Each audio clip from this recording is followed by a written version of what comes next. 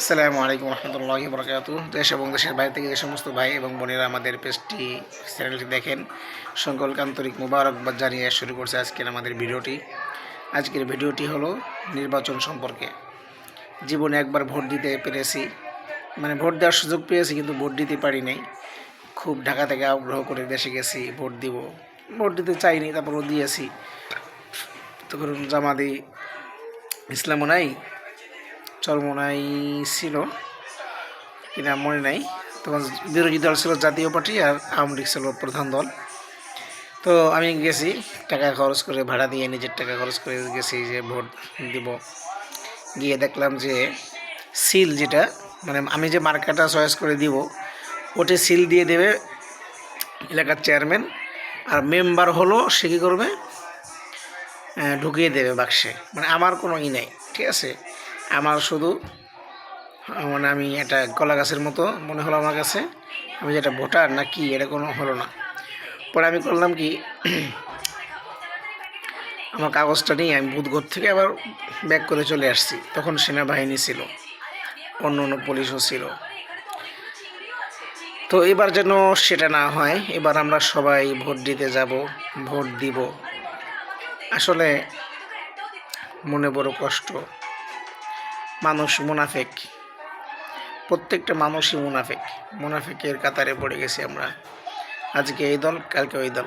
মানে আমাদের বাংলাদেশে এমন একটা অবস্থা, মানে ছেলে যদি আওয়ামী লীগ করে, বাবা করে বিএনপি, আবার বাবা যদি বিএনপি হয়, ছেলে করে আওয়ামী লীগ। মানে টাকা আমাদের ঘরে আসতে হবে। বাবা তুমি যদি রাজনীতি করো, আমি যখন আমার প্রতি ক্ষিপ্ত হয়ে মানুষ চাবে না, আমরা যদি দল ক্ষমতা না আসে, তাহলে তুমি যখন ক্ষমতায় যাবা, তুমি আমার পিঠ বাঁচাবা এবং বান্ডিলও কামাবা। আবার তোমার দল যখন ক্ষমতায় যাবে না যাবে, আমি যখন ক্ষমতায় থাকবো, তখন তোমার পিঠ আমি বাঁচাবো, বান্ডিল আমারটাও কি ঘরে আসবে। এক কথায় আমরা না খেয়ে মরবো না, আর আমাদের পিঠও ভাঙবে না। এই হলো আমাদের দেশের রাজনীতি চলতেছে। আরে ভাই, আর এই দেশের রাজনীতি চলবে না, ঠিক আছে, চলতো না, রাজনীতি লাগতো না। আমি যাকে করে উদ্দেশ্য করে বলতেছি না, যদি কোনো সরকার নির্বাচিত হয়, তাদেরকে আমি একটা পরামর্শ দিব।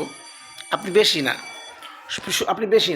আপনি ট্যাক্স ভাতা কোটিপতি শিল্পপতিদের থেকে নেন। আপনি যারা এলসি করে, যারা যে আমলা আছে, এদেরকে বলবেন খাদ্যদ্রব্য ওই দেশ থেকে তুমি যে ইনপুট করবা, ওই টাকার যে মূল্য, সাপোজ 100 টাকা যদি হয়, আপনি ওই 100 টাকার থেকে আপনার আনুষঙ্গিক যে খরচটা আছে বাংলাদেশে, ওই টাকা অল্প কিছু ট্যাক্স ধরে আপনি 120 টাকা 130 টাকার মধ্যে আনেন, বাকিটা আপনি বাজারে ছেড়ে দেন। সর্বোচ্চ কয় টাকা আসে, মানে উদাহরণস্বরূপ, এটা তো আমি ভালো করে বোঝাতে পারতেছি না, সংক্ষেপে ভিডিও করতে হবে। তো এটা যদি হয়, খাদ্যদ্রব্য দাম কমলো, তারপর কী হলো, খাদ্যদ্রব্য দাম কমায় দেন। আপনি অন্য জায়গার থেকে ট্যাক্সগুলো নেন, অন্য খাত থেকে নেন, কিন্তু খাদ্যদ্রব্য যেগুলো বাংলাদেশের গরিবরা খায়, আপনি সেগুলোর মধ্যে সমস্ত সহনীয় করে দেন। আরেকটা হলো আইন ব্যবস্থা। আপনি যে চোর, তাকে আপনি চোরের সাজা দিয়ে দেন। যে দর্শকের সাজা দিয়ে দেন। কোন দলের লোক, আমার দল বাঁচবে না এটা না, কে ধর্ষক তাকে আপনি ফাঁসি দেন, তাকে আপনি গুলি করেন, তাকে আপনি মেরে ফেলেন আইনের মাধ্যমে।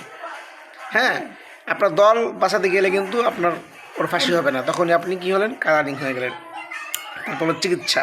আপনি চিকিৎসা খাতকে আপডেট করেন, সহনীয় করে দেন মানুষের জন্য, তাহলে আপনার জন্য দোয়াও করবে, এই সরকারটা কত ভালো, আগে একটা কত সিরিয়াল লাগতো, কত ঘুষ দেওয়া লাগতো।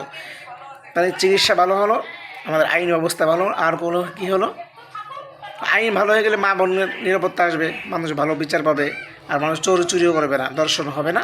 আর চিকিৎসা ভালো হয়ে গেলে মানুষ অসুস্থ হলে চিকিৎসা ভালো পাইলো। আর হলো শিক্ষা খাতকে আপনি আপডেট করেন, শিক্ষা যেন ভালো হয়। আমরাই পড়বো, আমার ছেলে মেয়ে পড়বে, কেন আমরা কেন প্রশ্ন ফাঁস হবে। আপনি যদি মানে শিক্ষা খাতকে ভালো করেন, তাহলে আপনার তো কী হবে না, নকল করার সুযোগ নেই। আপনি ভালো করে টিচার থাকবে না, আপনি খালি বেতন খাবেন, আর আমরা তো ছেলে মেয়েদের পড়াবে না, তখন তো আমরা কী করব, নকল করব। তারপরে এই 3-4টে জিনিস এক করে ফেলেন, আপনি নিয়ন্ত্রণ করেন, আপনার দলের লোকদেরকে নিয়ন্ত্রণ করেন। কোনো চাঁদাবাজি থাকবে না, কোনো ঘুষ দুর্নীতি থাকবে না। এই প্রশাসন, যাদব, তোকে আমি 30,000 40,000 টাকা বেতন দিলে আবার কিসের তুই ঘুষ নিবি।